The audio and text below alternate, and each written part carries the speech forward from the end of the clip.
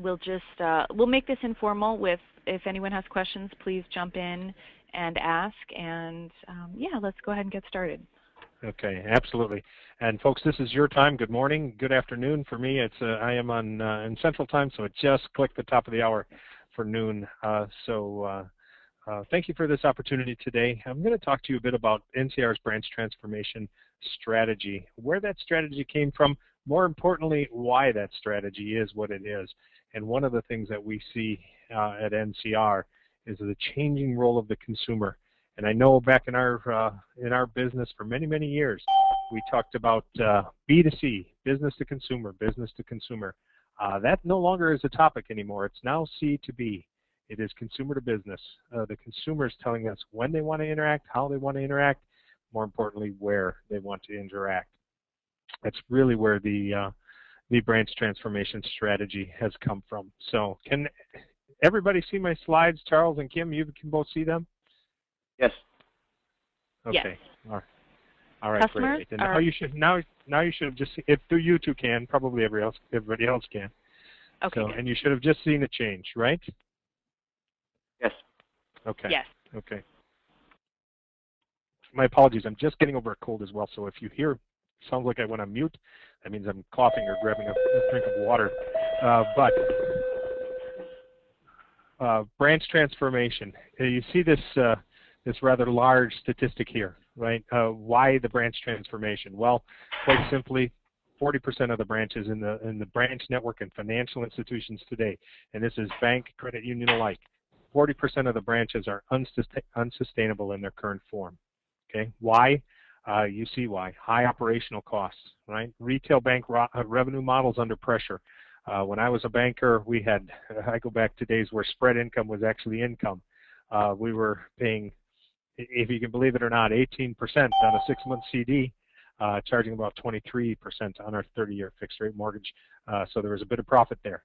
Now I walk into a bank, and if they're paying 0.018 or 0.18, I should say, on a 6-month CD, I'm a bit surprised. So yeah, those revenue models have crushed.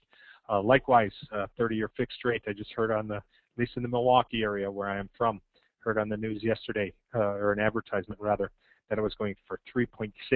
So the spreads just aren't where they used to be. Okay, poor consumer experience. If you think about how consumers, one, pick a financial institution and where they get their impression of financial institutions, they pick based on location. So now here we are. Someone moves into the neighborhood.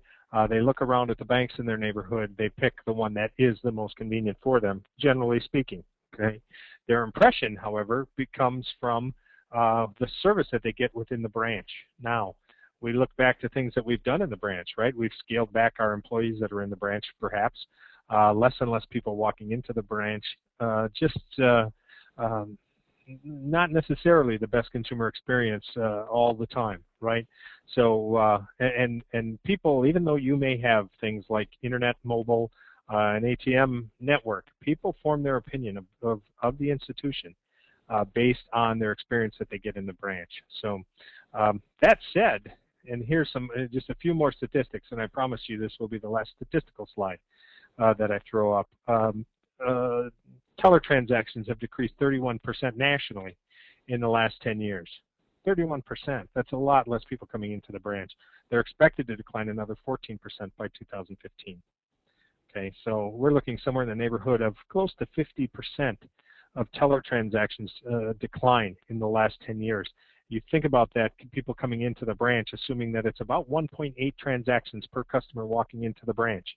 You know, that's less and less people coming in. So while it might be 40, what do we get here? 44%, closer to 50% of people coming into the branch.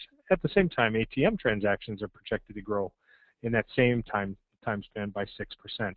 The glaring statistic that I see on this page is that 90% of all current accounts are opened or fulfilled within the branch. Okay, so we have less teller transactions. We have more ATM transactions, but when people have new accounts they want to open, or if they have a complex type of transaction, they would prefer to do that in the branch rather than online or over some other channel. Okay, so here we go. If we even go back to this slide, right? We talk about the revenue models, we talk about the high operational cost, the poor consumer experience, and then we say, oh yeah, but at the place where you make your bread and butter, the opening of new accounts, that building of the relationship, that has to happen within the branch too. So 40% are unsustainable, but people expect the branches to be there. This is really the crux of where the NCR branch transformation strategy came from. Understanding the consumers don't necessarily want to walk into the branch for those easy transactions, the check deposit, the withdrawal out of their account, but they do for the more complex or the new account type of opening. So still a very valid time to have a branch network. I promised you that was the last statistical slide, so I have to take that one back. If you look at this, responding to change, and how do we respond to change as retail banking executives, right? How do we deal with those elevated cost structures? What can we do from a technology standpoint and just from a branch efficiency standpoint to deal with those elevated cost structures? How do we leverage opportunities to redefine the consumer experience? You think maybe, at least in Milwaukee, I'm not sure out west where you folks are, Apple stores. Apple stores have only been in Milwaukee about, let's say, 6 to 7 years, right? It's just a new experience. If you think about on the retail side, if you think about Starbucks, right? You can go in, sit down, grab a cup of coffee, hook up to their Wi-Fi, right? How do we as bankers touch that type of consumer? How do we get them, our consumers to a point, or how do we get our branches really to a point where they will attract that type of consumer and have them go back to the bank as an event, if you will? So leverage opportunities, as I said, to redefine the branch, expand service distribution. I talked about the anytime, anywhere that consumers are looking for. How can we reach out to these people, but in a way that's cost effective for us, not only cost effective, but actually makes us some money. You see this statistic on here. Gen Y consumers plan to increase product holdings by 75% in the next 5 years. If you think about the different generations that we have transacting business in our country today, we have everything from pre-World War II down to the millennials, the 18 to 25-year-olds, and in between we have the boomers, the largest segment, and then we have Gen X, Gen Y, and then the millennials. That 18 to 25. So this would put Gen Y, somewhere 25 to 40. Okay, so these are people that are maybe not the height of their earning, but certainly reaching the height of their earning potential. They plan to increase their product holdings by 75% in the next 5 years. It's a significant amount of money. Excuse me. Sorry. I think back to when I first started in banking. It's going back many, many years already. We talked about this huge transfer of wealth from really the World War I generation and the Great Depression era to the people, the pre-World War II and the baby boomers, right? That huge transfer of wealth no longer occurring. People are living longer. People are spending their retirement. They're doing more things, certainly. I know my father has no qualms about spending my inheritance. He keeps traveling and doing a lot of fun things, right? This is people that are increasing their own product holdings with their own earned money, okay? One of the nice things about NCR, and this works so well for Charles and I, and it actually transcends into what we're able to provide to the financial services industry, is we get to see the same consumer walk across different lines, excuse me, different lines of business. So we not only get to see the financial side, where we are, where Charles and I are, and certainly where FTSI is, but we get to see that same consumer use an ATM, come into the branch, walk out of the branch perhaps, and go into a Walmart or a Home Depot, Lowe's, many individual, just local shopping centers, and use our self-checkout. Walmart, for instance, just bought in the beginning of this year 10,000 new self-checkout devices, 10,000. So you can see where they are going with their models, assuming or understanding, I guess, that one person can manage 4 self-checkout devices. They're going to a one-to-many relationship. In many cases, completely self-serve on the part of the consumer. Likewise, we get to see that same consumer go to the airport, check in using either our mobile app or our kiosk. If you've flown on Delta, American, US Air, those are our kiosks potentially that you use to check in. Likewise, they get to the airport. They use the Hertz rental car, using our technology. Hertz and most of the major airports no longer have people behind a rental car desk. There's just this kiosk where you see somebody, I believe they're located in Salt Lake City, not 100% sure on that. They talk to that person, they get all of their information, they rent the car, they walk out into the parking garage and pick up their keys.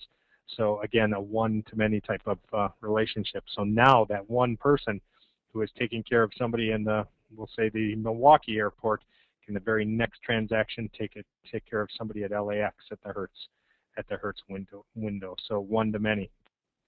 To the point, now we process transactions, these self-service transactions across these different lines of business. If anybody had to guess, what would your guess be? And I know that we're most everybody is probably muted, but NCR processes 400 million self-service transactions a day. 400 million. Last year at this time, no, last year I was saying 200 million. Okay, January I was saying 300 million. So you can see how that has grown in just a year's time. It has doubled. The world is moving to a self-service type of transaction.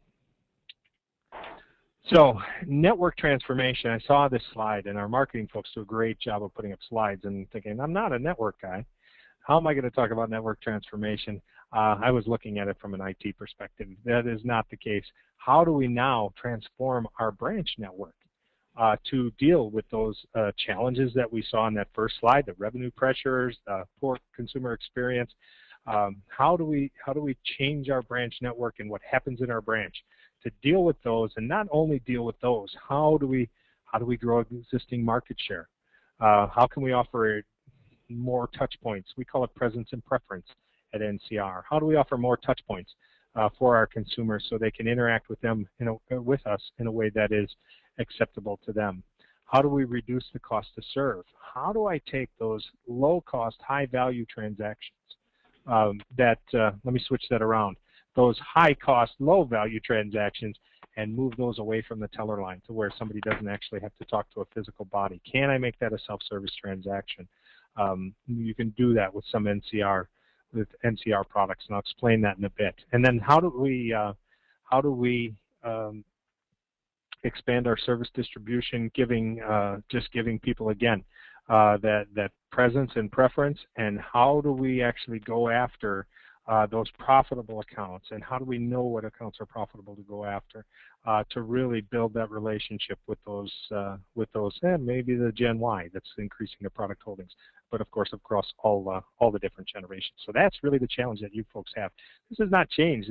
I was a banker for 14 years. I've been selling technology for about 16 years, and these things have not changed. How do I grow market share? How do I reduce my cost to serve? And how do I get to the people where they are? I think about back in my day, we opened at Drive Up opened at 8:30, lobby at 9 o'clock, stayed open until 5 and 5:30 in the drive. Right? I think about the people that are working today. They're working 8 to 5. Right? They can't necessarily get to the branch. Lunch hours, I kind of chuckle at those. We used to have them. Now we're lucky if we get 5 minutes to eat a sandwich and have a Coke. Right? Lunch hours are not spent running errands anymore like they used to be. It's just more or less people doing more work, right? So how do we manage all of these? Enter the branch transformation strategy from NCR. I look at this as kind of a pyramid, and I look at it really as Maslow's hierarchy of branch needs. It starts at the bottom, right? What is the bottom? How do I automate transactions? How do I take those potentially self-service transactions or those high-cost, low-value transactions, and just automate those in a way that it is cost-effective for me, yet a good experience for my consumer. So that's kind of table stakes in our industry, I think. How do we automate the transaction? How do we make sure it's accurate, right? Because if I deposit $100 or $1,000 into my checking account, and I walk out the door and I find that my receipt says $100, I don't have a lot of confidence in my institution, right? So how do we automate that process and make it accurate? How do we make sure we have the right staff to customer ratio? Because we now have self-service devices, do we really need as many people in the branch? Of course, the answer is no, but then how do we put the best person in there to make sure that consumer experience is pleasing when they come in, understanding that consumers are coming in less. You have a bad experience once, it may be another month and a half before you get to try again with that consumer. And then, of course, how do we reduce the branch footprint and overall infrastructure costs? Then the consumer experience. How do we consistently deliver a superior user experience? I like to think about this as the best, and I use the term universal banker a lot. So that's soup to nuts, new accounts, loans, potentially teller transactions. We're seeing that a lot in our industry today, right? The universal banker. So how do we consistently make that person give my best person on their best day? That's really what we're looking for. So how do we give them the ability to do that? What tools are we able to give them to make them be their best, right? We take away the mundane type of tasks, of course. So doing that, they can spend more time with the consumer and less time worrying about the transaction piece. It enhances the customer experience. Okay, ultimately getting to sales and service, and how this to me is the pinnacle of this hierarchy, right? How do I become what I call the financial institution of choice? Understanding that most of my consumers, most of my customers, members have relationships with other institutions, not just with me. How do I become the financial institution of choice so I know when my consumer has a financial need, they pick my institution to come to? That is really the branch transformation strategy from NCR. It's automating the transactions that make sense. It's providing that consistent and superior consumer experience, either if it's in a multi-channel environment where they maybe start a transaction in one channel and finish it in another channel, or if they just walk into your branch. How do we do that to ultimately become the financial institution of choice? So now the hardware that makes up the strategy, and I like to talk, I was an NCR customer as a banker for many years, and I will say NCR was great at shipping me boxes, right? When I was opening a new branch, and I opened 15 of them, I called my NCR rep. They said, okay, you need an ATM. At the time, I needed a dispenser. Recyclers were not on the marketplace, and the boxes came, right? No strategy behind that other than, oh, you're opening a new branch, you need the two devices, right? This strategy, if you look at the ellipticals, I guess, the different gray circles in here, you'll see the different technology that makes up those strategies. And if we think about how do we reduce the cost to serve, how do we get to a point of the improved consumer experience, and then outward on this, we're moving out the circle ultimately to become the financial institution of choice. So what can we offer? We start in the middle, in the lower part, I should say, with transaction automation, right? Maybe it's interactive teller, and we'll talk a bit more about this in a minute, one-to-many type of teller relationship. So not too unlike that kiosk at Hertz. In fact, it works on the same technology. How does one teller serve multiple consumers in multiple environments? That is interactive teller. We'll talk a bit more about that. NCR cash recyclers, understanding that cash is still big in our world. How do we automate that process so, one, our tellers are accurate, and at the end our consumers get accurate transaction processing, and two, how do we free up the tellers to spend more time with the consumers? Cash recyclers are able to do that. I'll explain those more in a minute. Moving outward in the circle, digital signage. What kind of messages can we send to the branch? We couple digital signage with our NetKey solution. NetKey gives your marketing folks the ability to schedule marketing programs. They can make it specific for the institution. They can make it specific for each individual branch. So when somebody comes into the branch, maybe it's a remote branch. I don't know, remote might be a bad word, but a branch in a community that has a Lions Club and they're just advertising the Lions Club events. Maybe it's that. Maybe it's the financial, the rates and things that we're paying. Maybe it is a news ticker along the bottom or a stock ticker. That's our digital signage product. Just so, again, when the consumer walks in, they're getting the right information. Multifunction ATMs. Again, that's part of migrating those high-cost, low-value transactions away. Our scalable deposit module ATMs, where you can put up to 50 checks, 50 notes in at one time. It scans the checks. It gives the consumer a receipt with the images of the checks on them. Much more pleasant experience than the old way of filling out a deposit slip, putting it in an envelope, and hoping that it falls into the right bin when you put it into the ATM. right?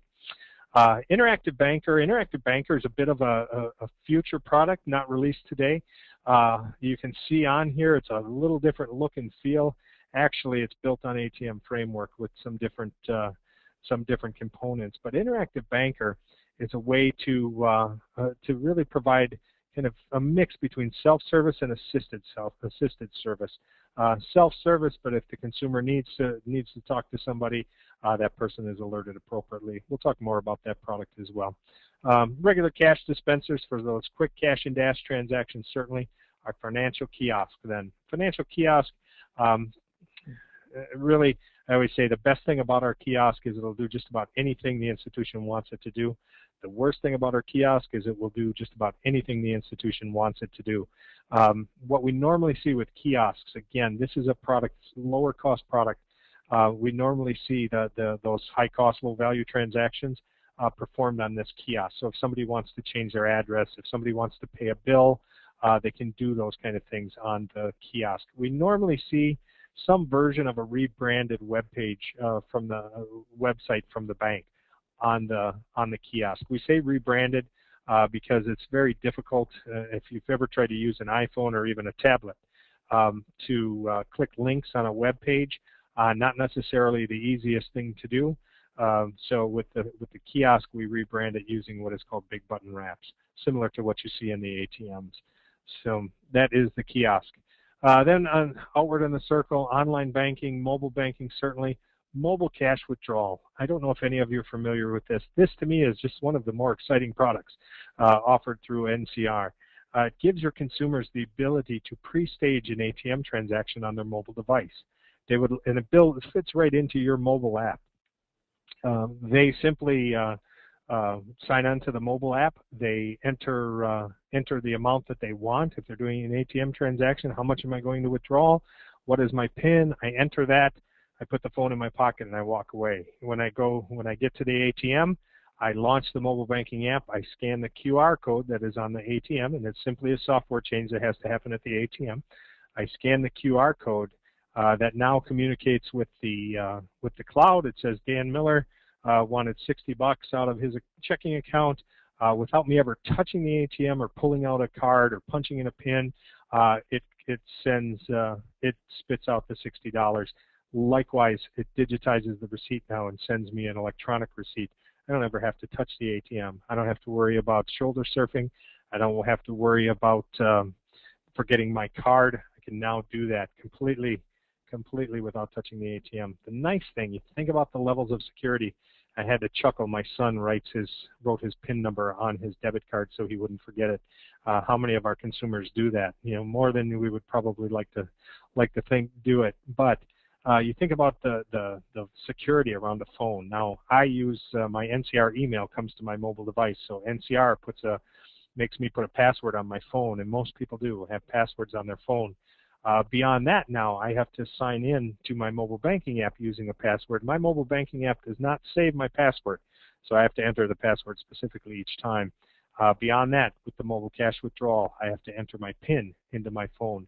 So really 3 different layers of security with mobile cash withdrawal. Really one of the more exciting products. If you think about how that changes the consumer experience. Now, instead of pulling out my card, putting it in the ATM, punching in my PIN, picking the account that I want, all the buttons that I have to push, I walk up, I scan a QR code, it dispenses my cash. Then I can walk away, don't even have to worry about the receipt because that comes to my mobile device.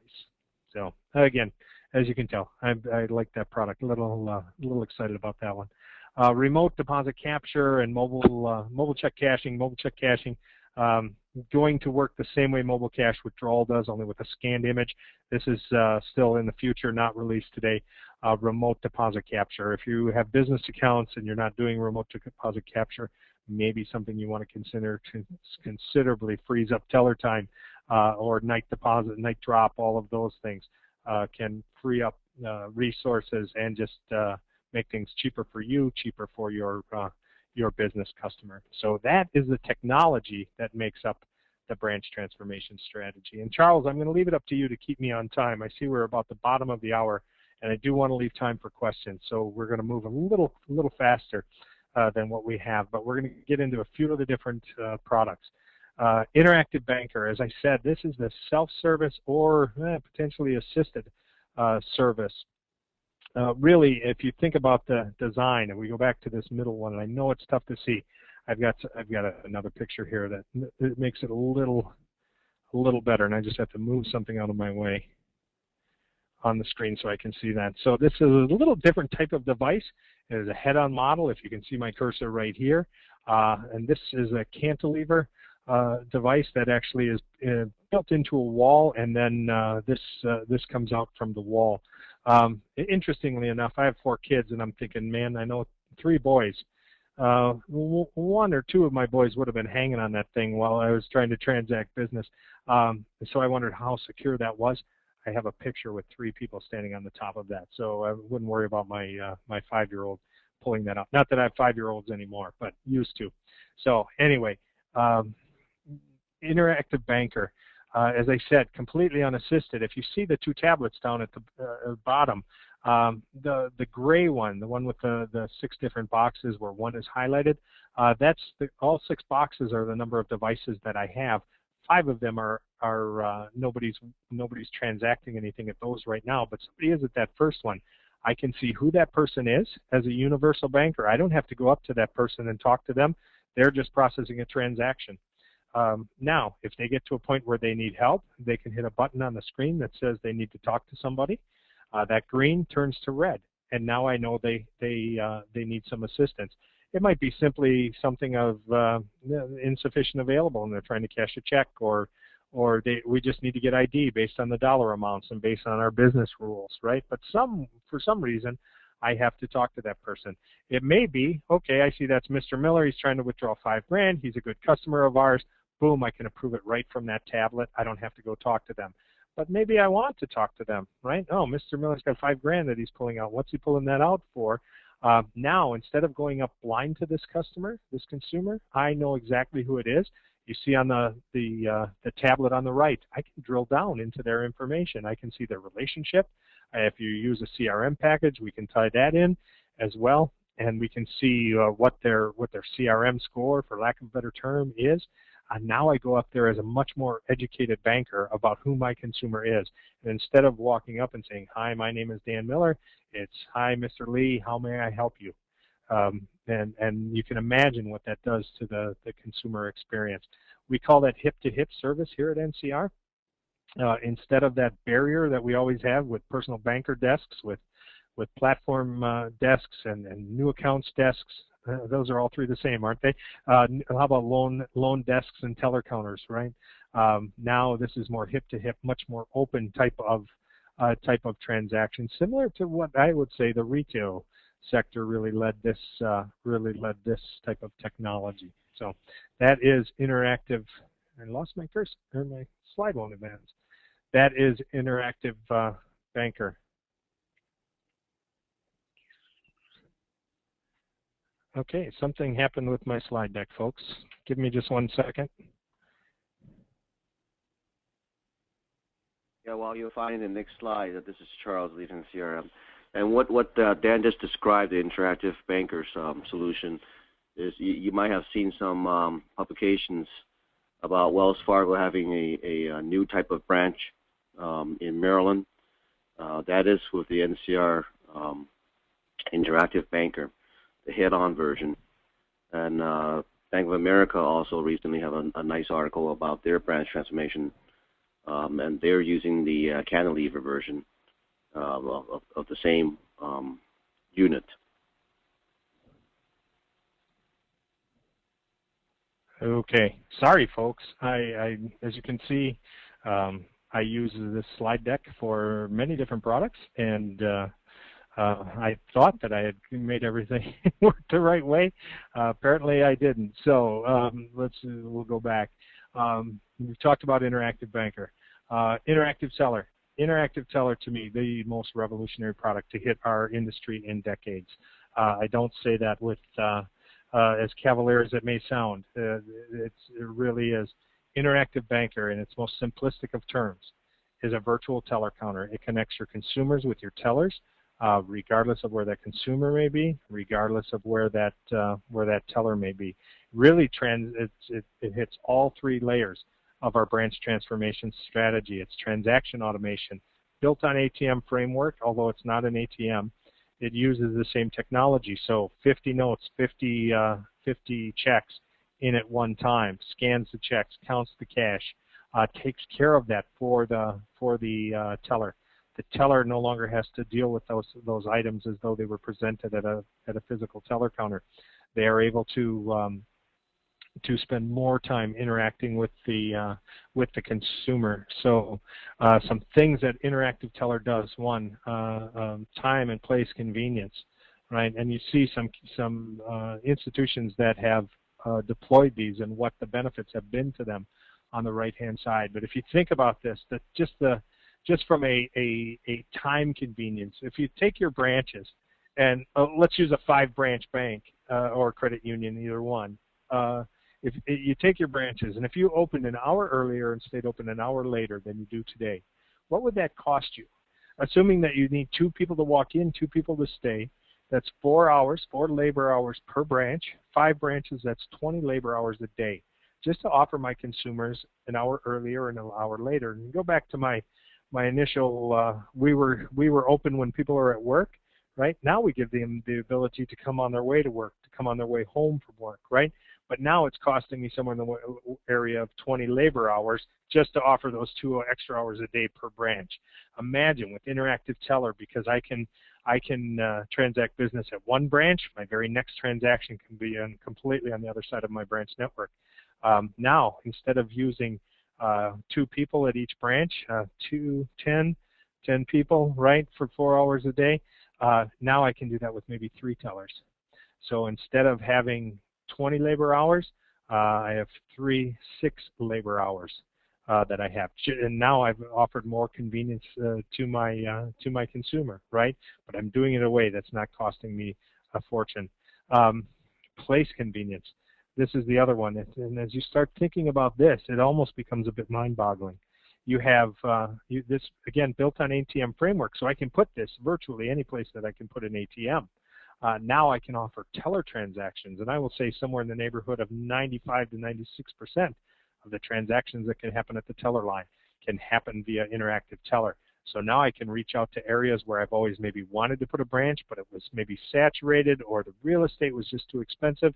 I can now put interactive teller out there in a much more smaller type of environment, still offering the same type of service, right?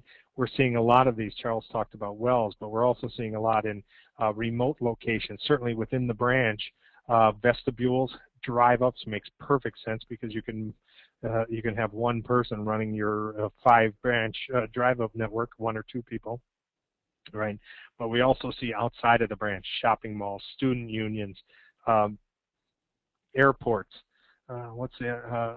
retirement centers, and I'm not talking about like nursing homes certainly, but I'm talking about places like the Villages, I guess is the one that comes to mind the most. But just where people, we see a lot in high schools. I see a lot of credit unions putting them into high schools as well. So it really, when you start thinking about where you can put these, becomes a bit mind-boggling.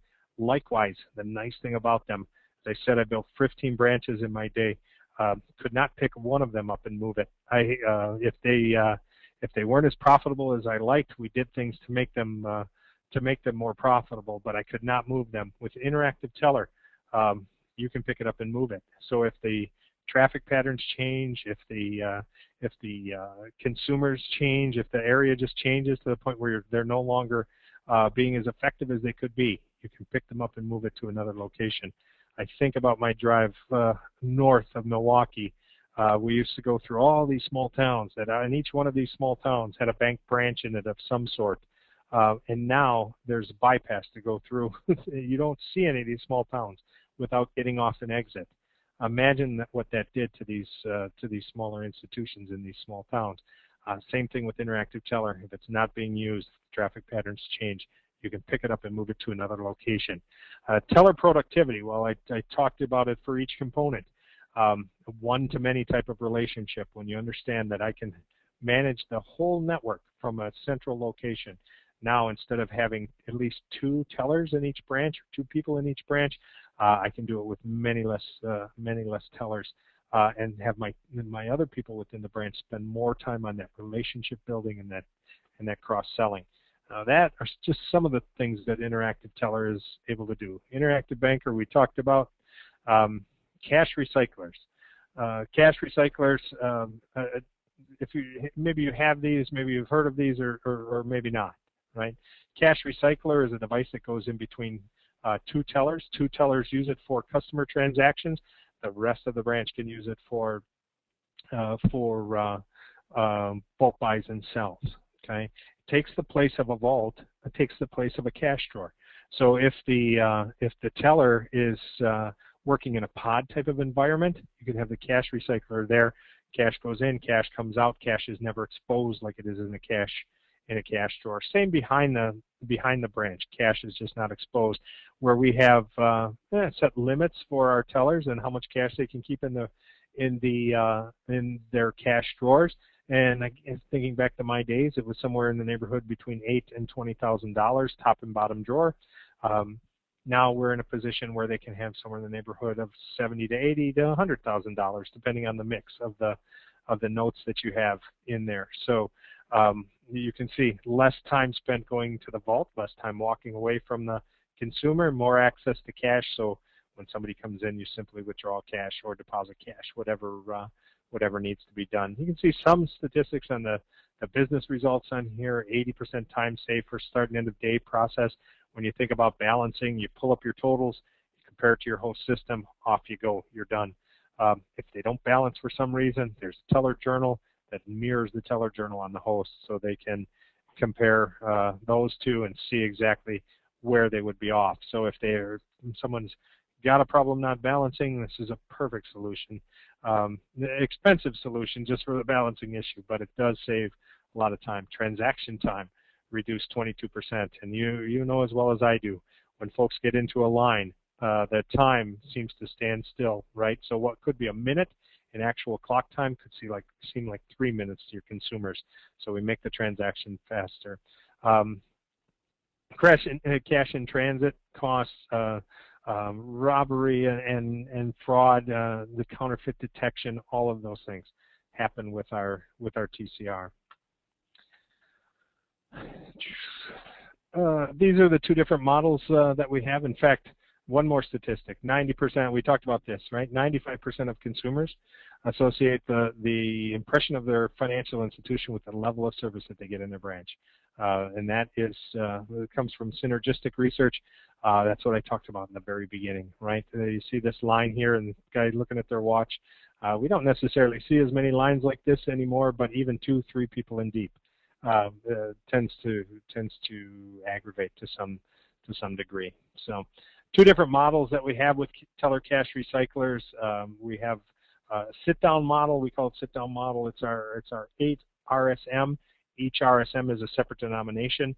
So this one is able to handle 8 different denominations, 6 denominations if we don't count $2 bills. And nobody puts $2 bills in their TCR generally. So this one can handle the 6 plus 2 more. We have a stand-up version which goes under a traditional teller counter. This has 12 RSMs, so 12 different denominations. The smaller one can be used behind a teller counter as well. We put that on a stand, and it brings it up to the same height as the other one. After Cash Connect, the software that drives our TCRs, not just ours, our competitors' TCRs as well. Both Glory and Polaris have licensed our software to run their TCRs.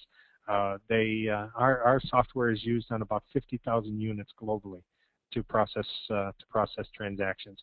Beyond that, we have direct integration to many different software houses where you don't need our software. We also, if we don't have that direct integration, we have a middleware product that uses a screen mapping type of technology where they're able to pick up the fields and process the transaction. That's a very quick to market if there is not a host integration type of product. So those are our cash recyclers. Big reason for these: increased efficiency, cost reduction, increased security, and growth opportunities. We really talked about Talked about all of these. I'm not handling the cash. I'm not counting the cash. Things can happen much faster. Night deposits, if you have two people opening your night drops and opening each envelope and each person counting the cash and things, that all goes away. Transaction times are faster. Each note that goes in is validated for authenticity. So just cost reduction, increased security, and growth opportunities. So what's possible? Certainly more open plan branch banking, not just with the teller cash recyclers, although you see some examples here, but overall through the whole, all of the different products that we have enable this different type of branches, right? So now where we've built these, I'll start in the lower right-hand side where we've built these iconic branches, and I talked in the beginning about the 40% of the branches being unsustainable. We still have the buildings, right? So how do we now make those more efficient? The iconic branch, 100% of the things that you can do as an institution can happen at this branch. They're 800 plus square feet. But now, where we used to staff that with 5 people, we can deploy things like interactive banker, interactive teller, kiosk, teller cash recyclers. We can take that down to maybe 3 people working in that branch, and those 3 people are not transaction driven, they are relationship driven, and that is the important thing, right? How do we build that relationship? I talk a lot, oftentimes, about the life cycle of the customer and how I want them as I wanted the parents' account, I wanted the kid's trust account, right? When the kid graduated from high school, I wanted their student loan. When they got out of college, I wanted their car loan, their credit card. When they bought a house, I wanted their home loan. When they had children of their own, I wanted the trust account for that kid and get them through the entire life cycle. If you have people that are more relationship focused, those are some of the things you're able to do. Going kitty corner up to the upper left-hand side, we'll start with the self-service. Complete self-serve. So maybe this is a deposit automation ATM, maybe a kiosk. I can handle about 80% of the transactions that happen in a branch can be done there. Perhaps interactive banker in here as well. Now I don't have to really staff this at all. Maybe I put someone in there part-time. Someone's got to open the doors, but it could be in a Walmart, in some type of shopping center that I have this completely self-serve. I don't have to staff that at all, right? It's generally in the neighborhood of 25 to 150 square feet. So imagine, I talked about building branches, and when real estate got expensive, imagine what 25 to 150 square feet would cost you of unused space in a shopping mall or something. Jumping over to the micro branch, 85% of the transactions, again, interactive teller, interactive banker in these, kiosk, intelligent deposit ATM. I staff it with a part-time person. This one is in the neighborhood of 150 to 250 square feet. Different branches based on the area, based on what you want to accomplish in that area, what you think is going to be the interaction of the consumer in that area as well. Moving over to the express branch, we're deploying more technology. Again, this one is somewhere in the neighborhood of 400 to 800 square feet. We have interactive banker, interactive teller, interactive expert. We didn't talk about a lot. This is a product that's coming out in probably this time next year. It is video collaboration for opening of new accounts, doing loans, IRA specialists, SBA lending, those kind of things. Again, a one-to-many, hooking up the expert with the consumers, and maybe at these different branches. But now I don't have to go from branch to branch to branch. I can do that via a video type of conferencing. That's interactive expert. But this express branch, we staff with maybe one person, 400 to 800 square feet, deploying transactions to or technology rather that will eliminate the need for me to do transactions in the branch. I can spend my time servicing those customers when they come in, potentially selling to them, certainly building relationships with them, giving your consumer more touch points. And that's really what banking has become. What kind of touch points, either from the traditional branch where we see the iconic branch, maybe it's mobile, maybe it's ATM,